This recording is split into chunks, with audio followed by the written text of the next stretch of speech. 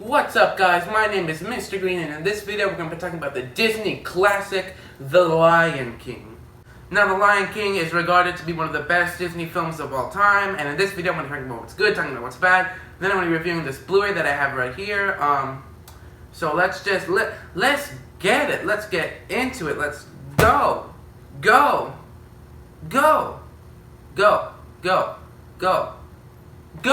Now, The Lion King is regarded by most people to be one of the greatest Disney films of all time. They're like, oh, the music, oh, the animation, oh, the nostalgia, memories, yada, yada, yada, yada.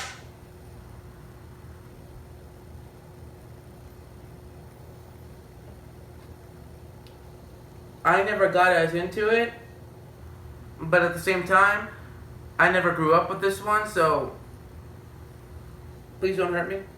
Now, let me explain what I mean. I hadn't watched this film until like a year ago.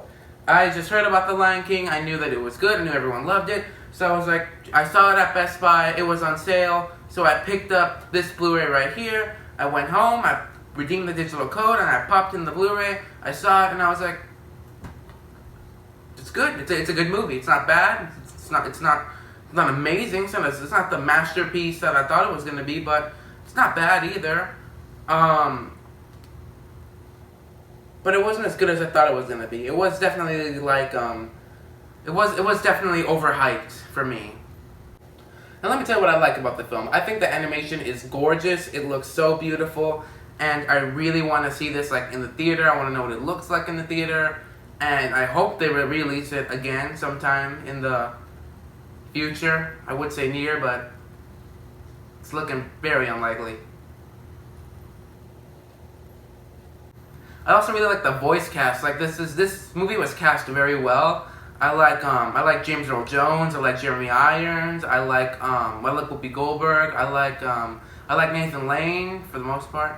I wasn't a fan of Matthew Broderick.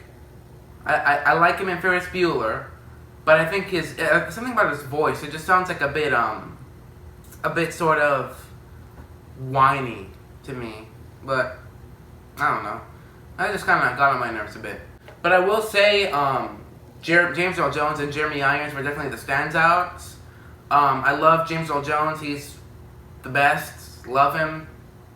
Just amazing. I love him as Darth Vader. I loved him in the Jack Ryan films. I just love him. He's the best. Hope he never dies.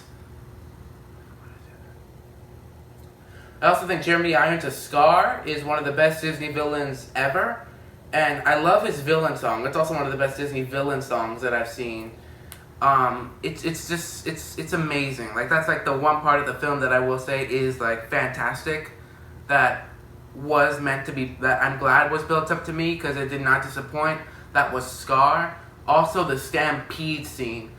That was intense, and I knew how it was gonna end. And I was still sitting there on the edge of my seat, just with my legs shaking, all wondering what was gonna happen. I was like, oh god, oh no, Simba, oh god, no, why? Oh, he fell. Oh, Lord, that's a body.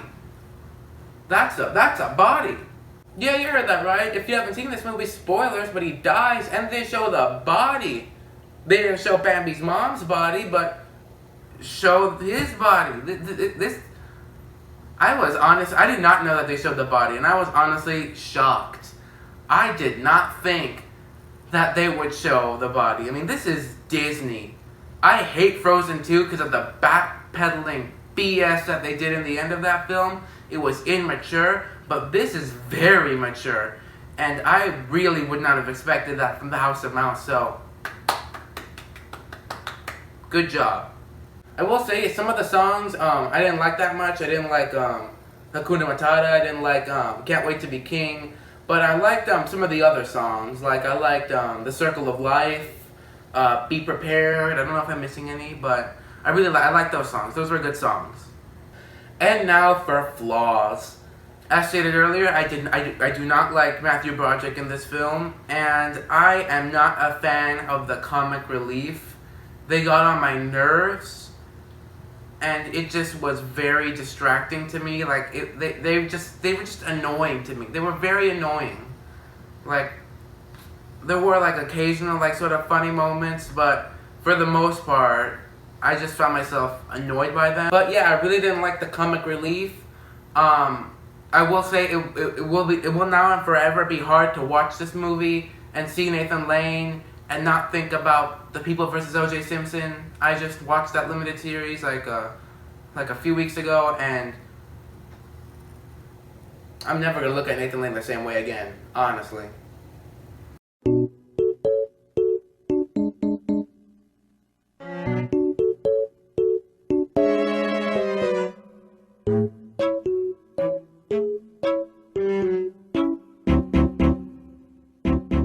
I didn't like the climax, like, you know, they did that thing, like, you know, when they have like all like the characters do like a big action scene, and I never like it when they do movies where just like all the characters get into a big like fight against the bad guys and the bum bum beam, and they're doing their whole like comic relief thing, and I never like that. I also will say I really like the message. The message is handled very well about learning from your past mistakes, not running from them.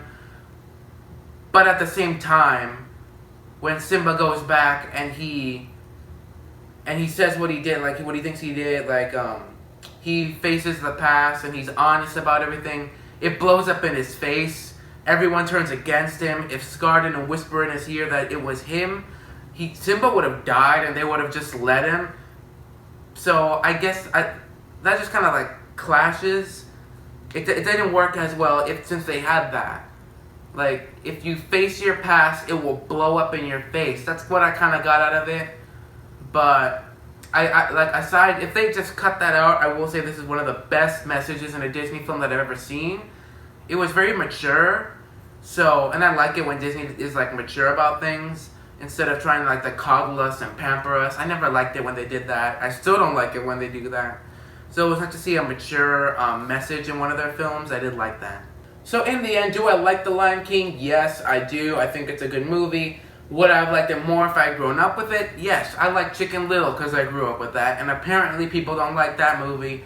So sue me, I like Chicken Little more than The Lion King. But I grew up with Chicken Little. I did not grow up with The Lion King.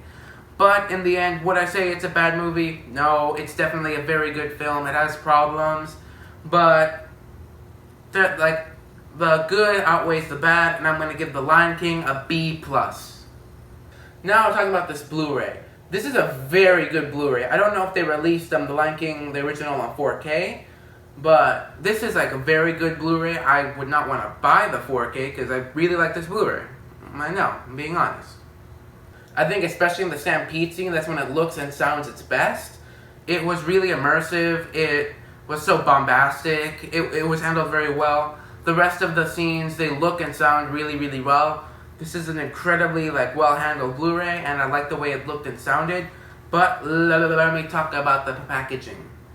As you can see, it comes with a little slipcover, and it stays on very well. It won't go falling out. And here's the inside, the regular Blu-ray case. You open it, and comes with the digital code, and then there's this right here. This, I don't actually know what this is.